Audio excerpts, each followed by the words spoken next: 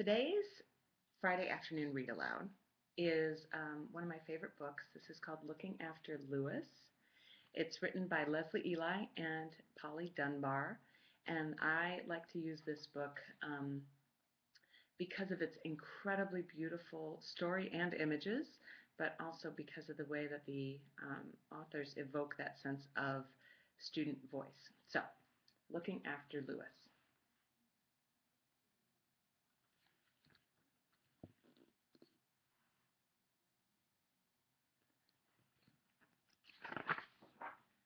Looking After Lewis.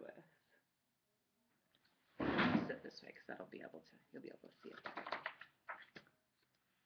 There's a new boy at school called Lewis. Lewis sits next to me and I look after him. He's not quite like the rest of us. Sometimes I wonder what he's thinking about. He often just sits and stares at the wall. If I ask him what he's looking at, he says, looking at, and keeps on looking. So there are the students, and look, there's Lewis. I show him my pictures and I say, try these crayons, Lewis. He says, try these crayons, Lewis. Then he draws very carefully. So I say, that's good, but I don't know what his pictures are about. There she is. She's really looking after him. Look at that. Her hand is on the back of his chair. Em and I look after Lewis at recess. He runs in and out of the boys' soccer game with his arms out like a ballet dancer. Em and I thought he was playing soccer at first, but he wasn't. He just likes running inside the game. The boys get mad, but Lewis doesn't notice. Here are all the different kids. There is Lewis, and there is Lewis. All the different kids playing in different ways. Sometimes Miss Owley says, no soccer allowed today, and the soccer players stand around and don't know what to do. Then boys and girls play together for a change. Last no soccer day, we let our friend get on the big tire with us. He wobbled, but we didn't laugh. Lewis was standing really still, just watching. So I called out, do you want to come on the tire, Lewis? Lewis said, come on the tire, Lewis. But he didn't move. There they are. There are the waves of playing.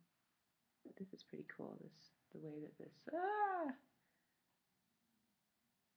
you can see how the artist is describing these friendship dynamics. Lewis sometimes talks in the wrong place. Yesterday, Miss Owley said, sit up straight, everybody. Lewis said, sit up straight, everybody. We all laughed because he sounded just like Miss Owley. She wasn't angry, though. Neither was Mrs. Kumar, who sits by Lewis and helps him. They would have been angry if Em or Sam or I had done that. So here we have Miss Owley, and there's Lewis, and Mrs. Kumar, who's right by him.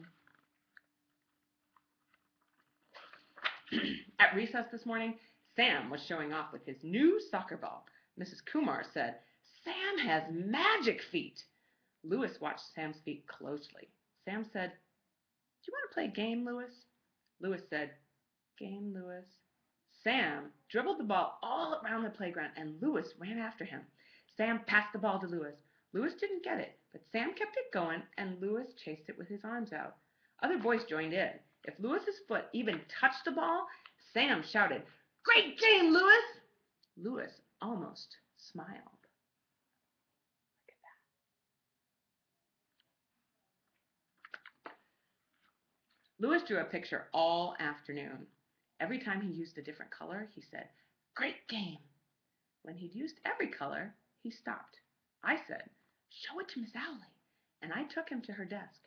I said, I think Lewis's picture is about soccer. Miss Owley looked carefully. Let's ask the expert, she said. So I got Sam. There they are, they're thinking together.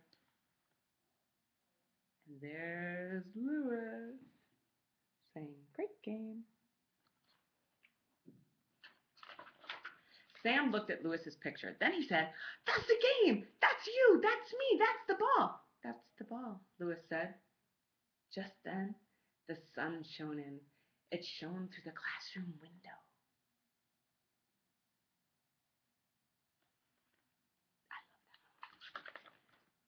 Sam said, "Can Lewis and I go outside and practice soccer again, Miss Owlie?"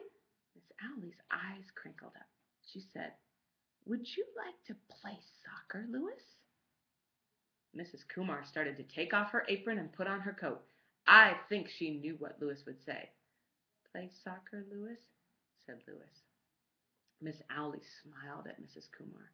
"How did we guess?" she said. Got her crinkly eyes. Sam and Lewis whooshed out of our classroom like water down a drain. Mrs. Kumar followed them. She had a ball in her pocket already. Look at that.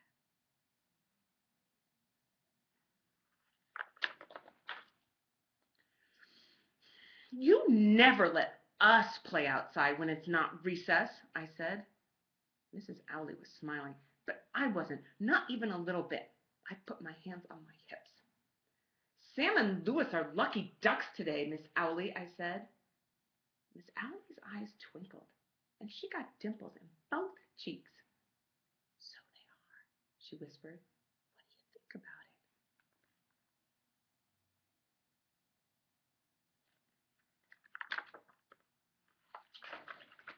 She looked at me as if she expected my answer to be very wise.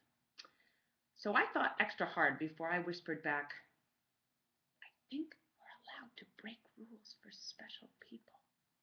Miss Owlie put her fingers to her lips and nodded a tiny little nod that nobody saw but me. We peeped through the classroom window at Sam and Lewis's great game, and I felt special too. And over here we have the great game in art. When I read this with my students, I think a lot about how we see the teachers being responsive to the different learners and how there are some really nice implied classroom expectations for inclusion in this book. So I really appreciate how Eli and Dunbar have set this up for a kid audience, but also I think really effectively for a teacher and adult audience as well. I hope you enjoyed this.